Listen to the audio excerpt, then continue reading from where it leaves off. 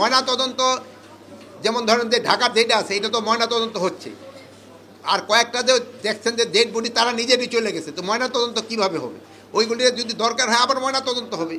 Dead body তো ইচ্ছের থেকে যদি প্রয়োজন হলে উত্তোলন করে তো ময়না তদন্ত করা যায়। পুরা ঘটনাটা যারা লাইভ করছে, আমি এই জন্য যারা যারা লাইভ করছে এবং জীবন বাজি রেখে যারা লাইভ করছে সেই সাংবাদিক ভাই এবং বোনদের আমি আমার অন্তঃস্থল থেকে ধন্যবাদ জানাই।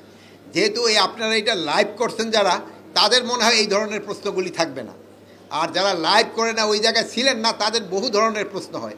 এই জন্য আমি আপনাদের অনুরোধ করব, আপনাদের চ্যানেলগুলি যদিও অনেক সময় একটু রিস্ক হয়, সাংবাদিকের চাকরিরও একটু রিস্ক, আমিও হয়তো একসময় সাংবাদিকতা করছি, চাকরির একটু রিস্ক, তারপরে এই যদি আপনারা লাইভ করেন অনেক প্রশ্নের উত্তর ওখানেই পাওয়া যায় এবং সঠিক উত্তরটা পাওয়া যায়। তা না হলে ওই স্পেকুলেশন, ওই আমরা এসি রুমে বসে বসে অনেক কিছু স্পেকুলেট করতে থাকি, অনেকে অনেক কথা বলতে থাকে। যদি লাইভ করে সবচেয়ে ভালো। যারা এটা লাইভ করছে আমি তাদের ধন্যবাদ জানাই। ভবিষ্যতে যে আমাদের সাংবাদিকতাতে কতটা উন্নতি হয়েছে এটা কিন্তু এই লাইভে দেখা হয়েছে। প্লাস আমাদের সাংবাদিকেরা যে কত সাহস এটাও তারা কিন্তু এই গোপালগঞ্জে প্রমাণ করছে। আরেকটা দেন একজন আর কারো এই বিষয়টা নিয়ে বিভিন্ন ধরনের কথা আসছে।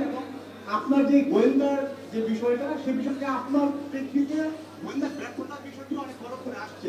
আমার প্রশ্ন হচ্ছে এই গোপালগঞ্জের ঘটনায় এক কথায় দায় আপনি কাকে দিলেন? শোনেন, এটা ব্যাপারে একটা কমিটি গ্রহণ করা হয়েছে, এই কমিটিতেই নির্ধারণ করবে এটা কার দায়। যে জানেন একটা হাই পাওয়ার কমিটি করা হয়েছে, যেটা আপনারাই প্রচার করছেন। আপনারা কিন্তু সব খবর জানেন, শুধু আমার মুখ দাও একটা বাইর করতে চান, কিন্তু আপনারা জানেন ওইটা কিন্তু একটা কমিটি করা হয়েছে। কমিটি আপনাদের যেসব বের হবে ওইটা আবার দেখবেন যে আপনারা জানবেন।